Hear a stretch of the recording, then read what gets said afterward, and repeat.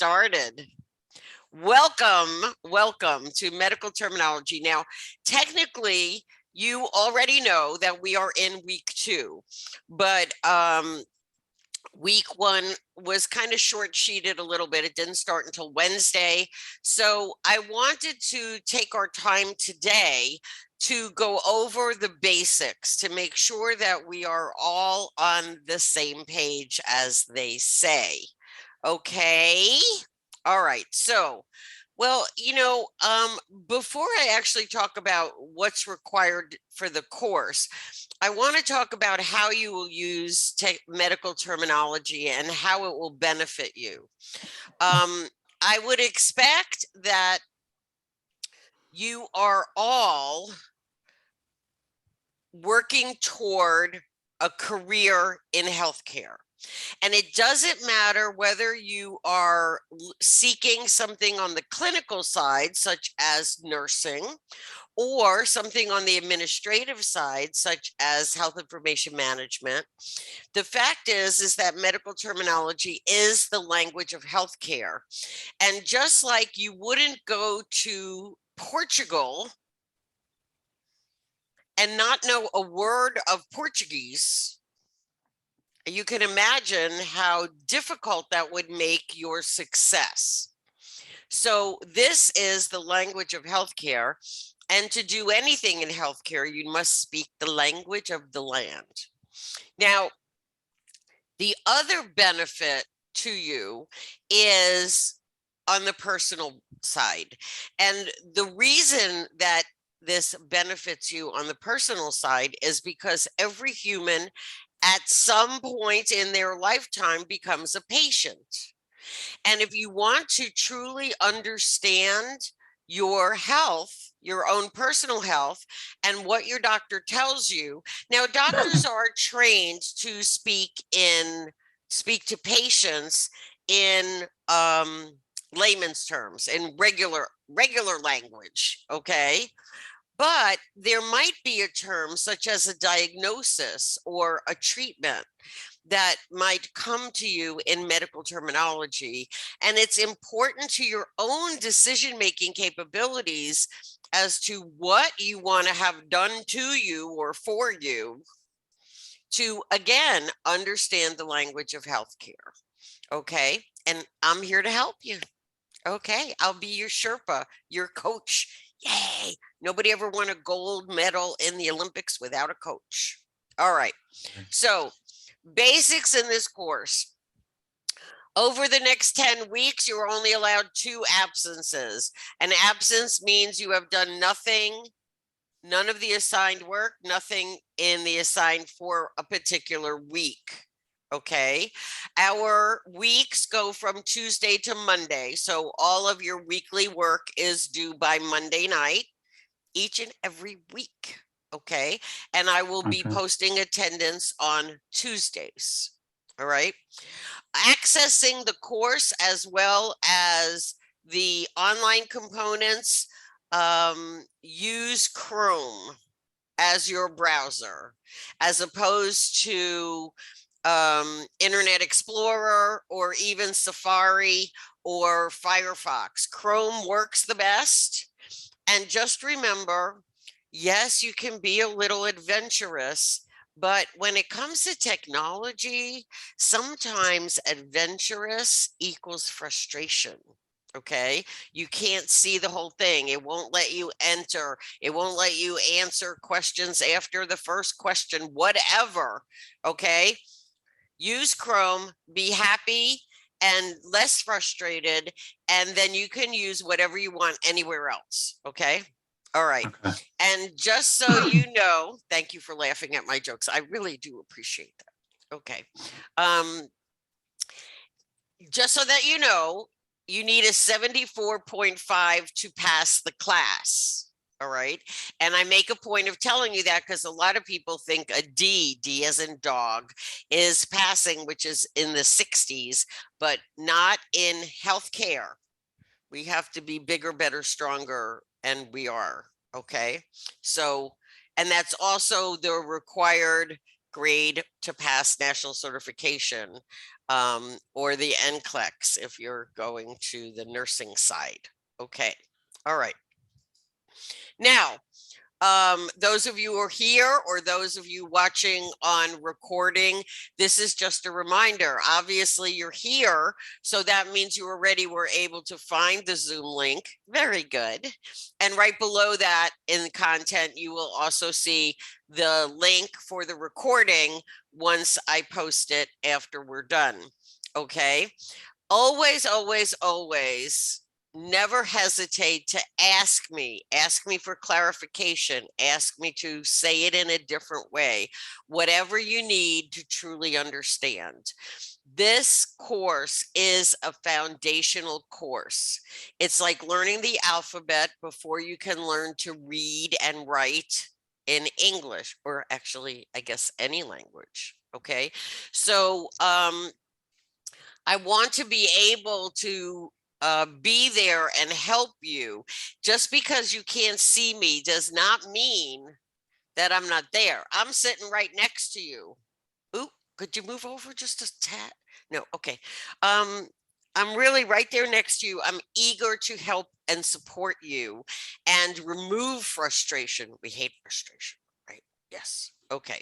So pay attention to what you're doing. Ask if you are unsure.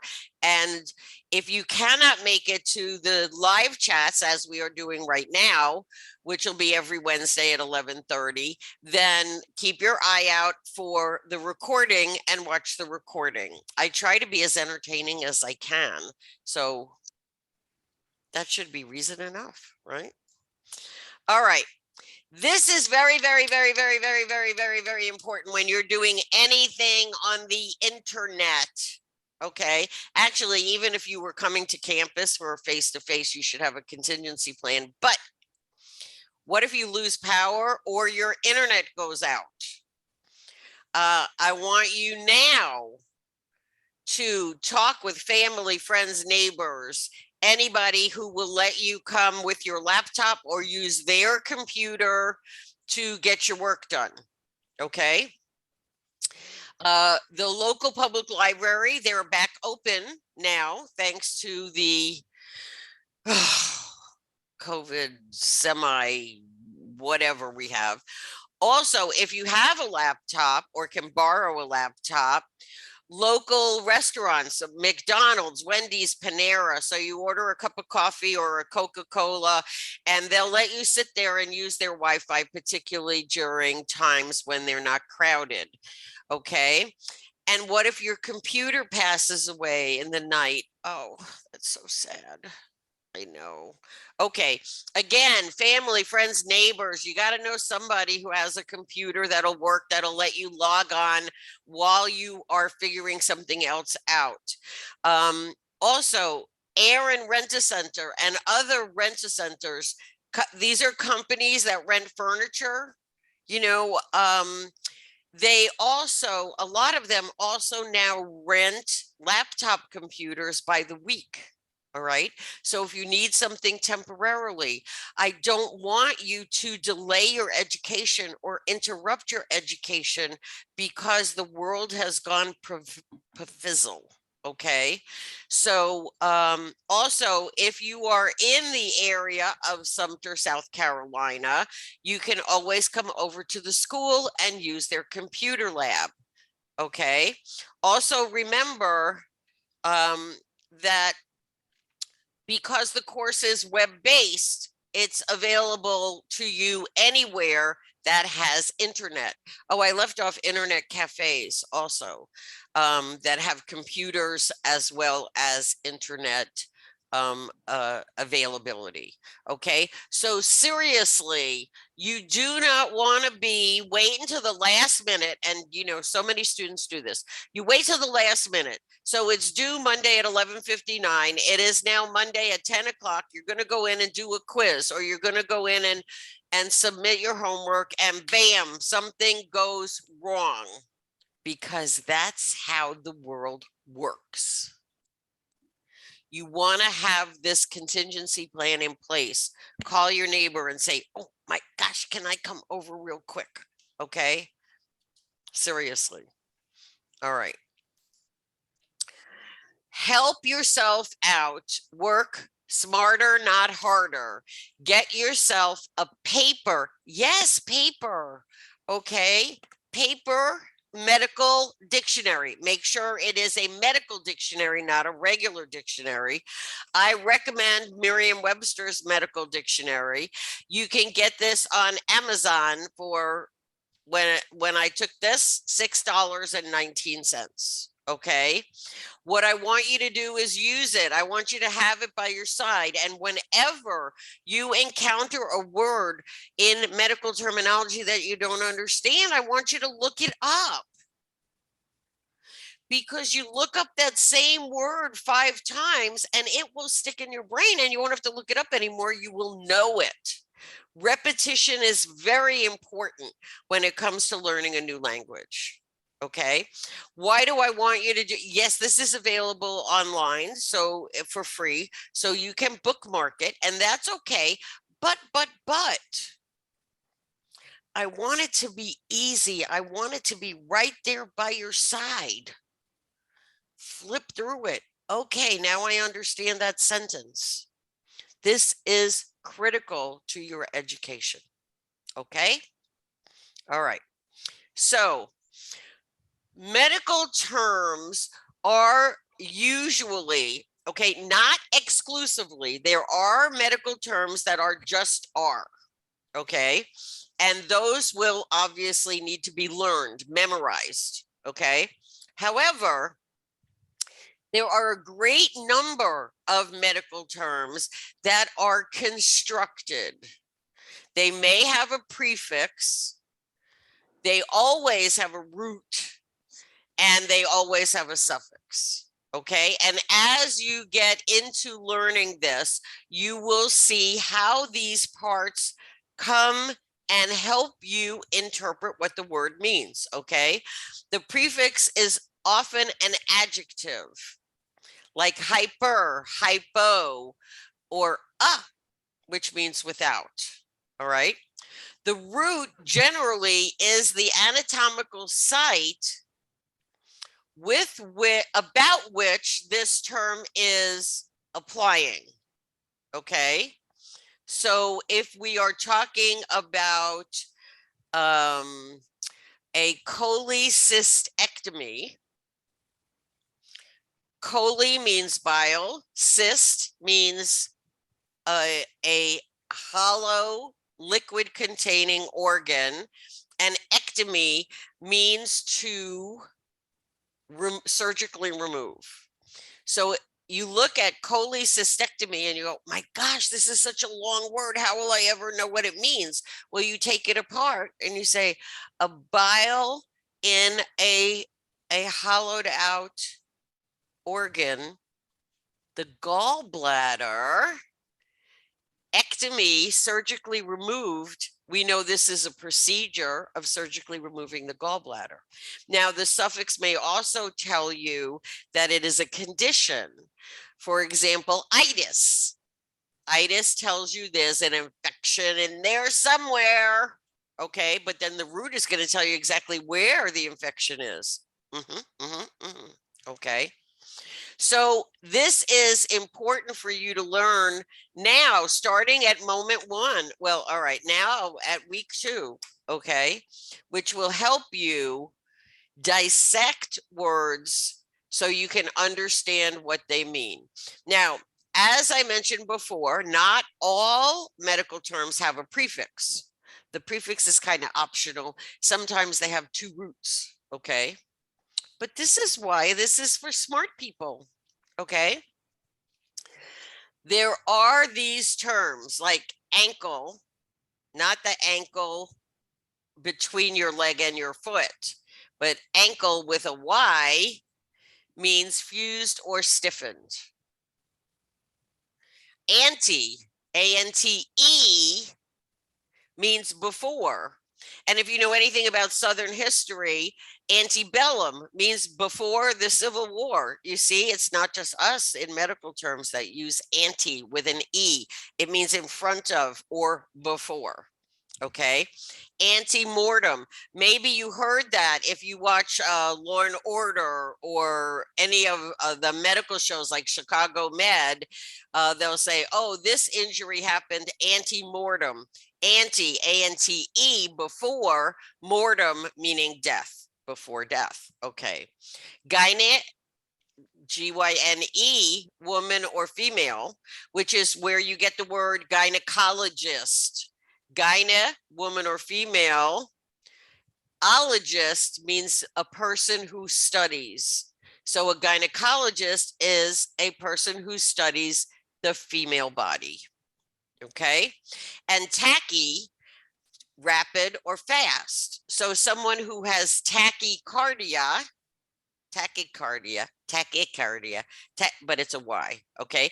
Tacky doesn't mean that they don't have good taste. Tachy meaning fast, cardia meaning heart, fast heartbeat, tachycardia. You know, when you look at somebody you love and your heart beats fast, tachycardia, okay?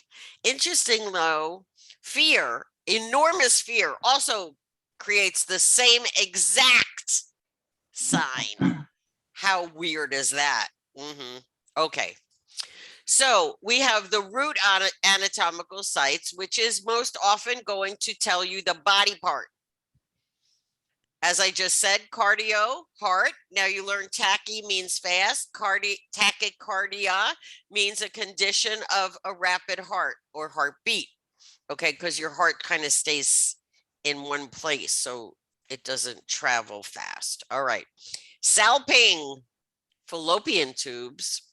Myo, it identifies that this is a condition or something is happening to a muscle. So a myoectomy, myomuscle ectomy, surgical removal of a muscle. Okay. Nephro means kidney. Now, this reminds me that you also want to be very careful in reading and in spelling, because we have nephro, that means kidney, but so a nephrologist would be a person who studies the kidney or a kidney specialist. Okay. But neonatologist is someone who cares for newborn babies. Nervous system. Okay. I know this, I'm trying to break it up to help you, but the only way to get through this is little chunks, little pieces at a time. Okay. Repetition is your friend. Most people, and everybody has their own way of learning, their own way of studying, but most people would benefit more from an hour a day, 3 days a week, rather than 1 3-hour session. Okay. But again, all right, the suffix is the last part of the word. And as I said, this can tell you whether we are talking about a procedure or a diagnosis. A diagnosis is why the patient needed care from the healthcare professional. And a procedure is what did that healthcare professional do to or for the patient? Okay. So analgesia is pain. Emia has to do with the blood. So remember before I quickly mentioned a prefix of a means without. Anemia, it doesn't really mean without blood. It means that there is a deficiency in the blood.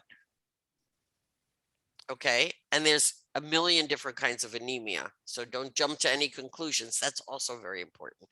Okay, itis, I mentioned this before, infection or inflammation. Lepsy is a seizure where, you know, epilepsy, you probably heard that word, epilepsy, right? Which is a condition that causes seizures. And stenosis is narrowing. So you may see this that the patient has arterial stenosis, which is a narrowing of an artery. And I like to think about this as traffic. Think about like a 3-lane highway that you're on, okay? And there's an accident. Oh, I hope nobody got hurt. But now it's down to only 1 lane. That's a stenosis of the traffic pattern. That's how I remember it. You do what you want. Okay. As I mentioned before, spelling is absolutely critical. Absolutely, absolutely critical. And here is one of my favorite examples. Both of these words are pronounced aphasia. Aphasia with an S is the inability to form speech. It's a neurological condition, very often a manifestation or a late effect. Actually, it's a late effect or sequela of a stroke, okay? And aphasia with a G is the inability to swallow, a digestive condition, okay? So you can see how one little letter smack in the middle of a word, and both words sound exactly the same. So this is why spelling is so very important, and to look carefully at what you are reading to make sure that you are not confusing these two things. Now, what's the big deal? Okay. Can you understand how the treatment for aphasia with an S would be different than the treatment for aphasia with a G? That's the biggest big deal.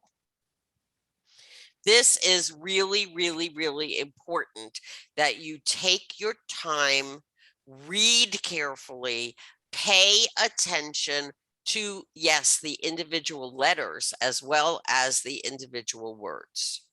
Seriously. Okay, here's another example of one little letter. And again, gosh, you know, I would dig these people up that created this language, actually most languages. Okay, you couldn't find another word? No. All right, Ilium, both pronounced exactly the same, Ilium and Ilium. Ilium with an E refers to an anatomical site at the end of the small intestine. It's the very last part of the small intestine before we get to the large intestine, okay? Which is very, very, very, very different, I should say, than the ilium with an I, which is the uppermost part of the pelvis, okay? One is a digestive organ, the other is a bone. E, end of intestine. I, pelvis. But if you remember that the E is the end of the small intestine, then you'll automatically remember that ilium with an I is the uppermost part of the pelvis, right? There are lots of little tricks. I'm happy to share them with you, or you can make up your own, okay? But the important part is you have to pay attention. These are two very, very different aspects of the human body. They are very, very different specialists, different doctors, different treatment plans, different impact on the patient's life. Okay. All right. And abbreviations and acronyms. For those of you that already work in healthcare, that already work in healthcare, you probably have already experienced how many abbreviations and acronyms are used in healthcare. Funny story. I was teaching on ground. I invited the vice president, one of the vice presidents from a nearby hospital, to come and speak with my class. She spoke for 45 minutes. After the first 10 minutes, I had to step up at the head of the class, kind of off on the side, and translate, because she used so many abbreviations and acronyms that the students did not understand yet. Okay, that is healthcare. And one of the reasons is because a lot of our words have like 47 letters in them. Okay. But it is so incredibly important, number one, that you make sure you get every letter in the abbreviation or the acronym correctly. HIPAA, HIPAA, the law, if you haven't learned it. 1P, 2 A's, drives me nuts. Okay, so the point is that we can never assume that everybody understands what an abbreviation means. Now, the Joint Commission, which is an accrediting body of healthcare facilities, states that every healthcare facility must publish an abbreviation and acronym list that assigns one meaning to each abbreviation for facility wide. Okay. But as you are learning, again, you have to be careful not to assume. We have students who are working in healthcare and they will jump. Oh, I know what that means. AC means before meals. Okay. But it doesn't necessarily mean before meals. It may refer to anterior chamber of the heart. It may refer to the acromioclavicular part of the bone structure.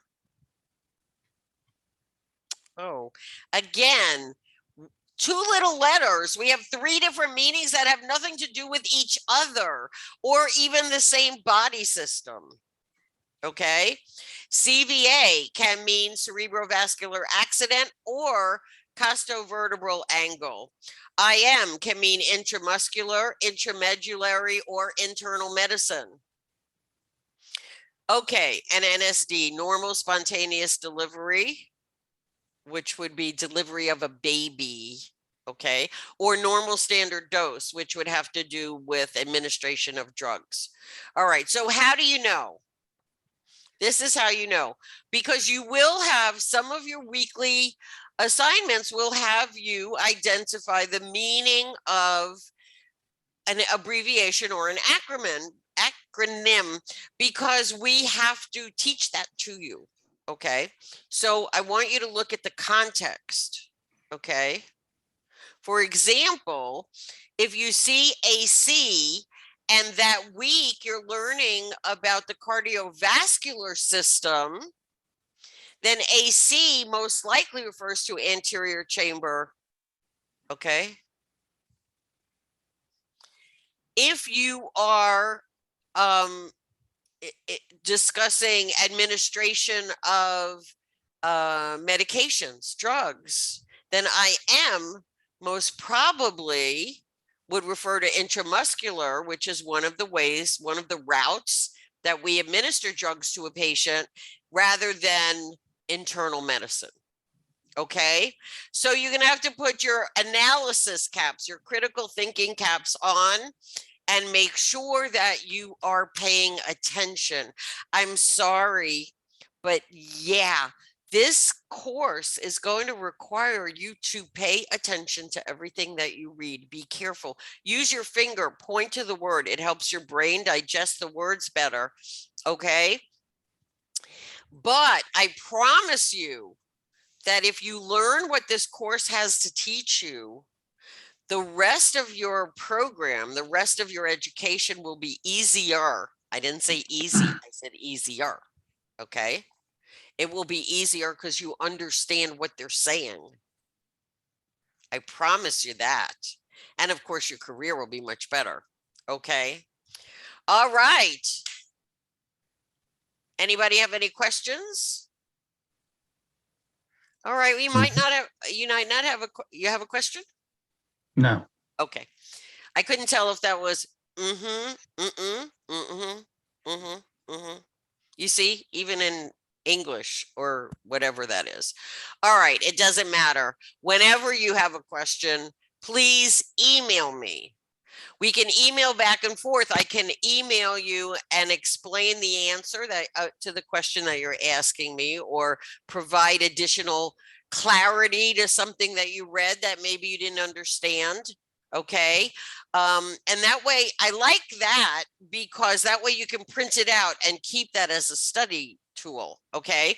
But sometimes you don't even know what you want to ask. And in that case, you might want to email me and ask for an appointment. We can make a phone appointment. We can do a one-on-one Zoom. We can do FaceTime because I have an iPhone. We could do WhatsApp. Okay, whatever. Okay, I am here to support you and I want you to be successful. That makes me happy. You always want to make the teacher happy, right? Right. Okay. Thank you so much for joining me today. And as I said, I'm here for you. I'm in the course 7 days a week, not 24 hours a day, but 7 days a week. I promise you an answer to your email within 24 hours. Okay. In the meantime, have a great day and enjoy your nice long weekend coming up. Okay. All right. Thanks.